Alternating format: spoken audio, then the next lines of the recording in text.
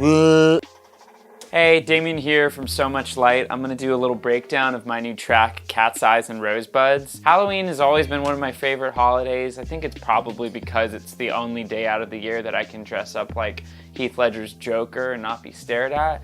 This track was super heavily inspired by Evil Dead and the whole Evil Dead franchise. There's something about the whole trope of like teens finding this ancient book or this ancient artifact and they like read a passage from it and then, oh no, there's like skeletons everywhere. That's kind of the basis for the narrative of Cat's Eyes and Rosebuds. I think we're all probably familiar with this style of storytelling.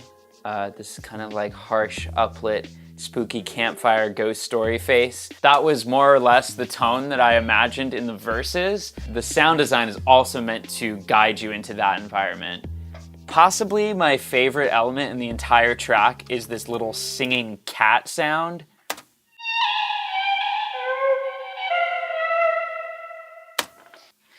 In my mind, this is sort of the entity that's haunting over the entire track. It's super creepy to me, I think because it's so eerie and it also sounds like it's kind of in pain. Another piece of sound design in the track that I'm really happy with is this weird kind of creaky bending noise. This sound is to me a more musical version of like the creaky door sound that's always classically in horror films. It sounds like moving from a space of comfort to a space of unease. Another fun element is this guitar that kind of stabs through the choruses.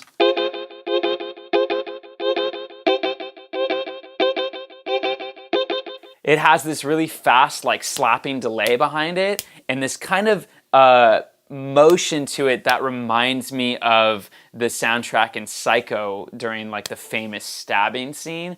It simultaneously sounds like being chased and being stabbed. And then the kind of like analog texture to it points back to the cassette sample at the beginning of the track and also sort of evokes this 8mm B horror aesthetic that I really like. Originally, I kind of just had this 808 thumping through the whole track. But because that kick drum is hitting at the same time as the 808, there was so much space in the wake of those hits in the low end that I decided to fill in those gaps with a couple like slap bass and electric bass riffs.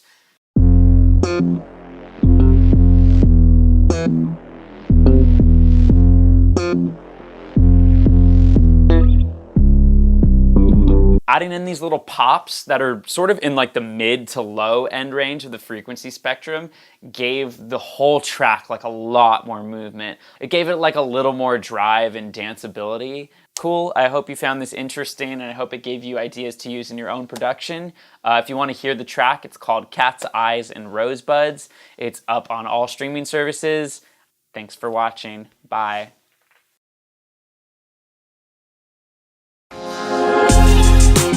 Eager as I am to answer to the call.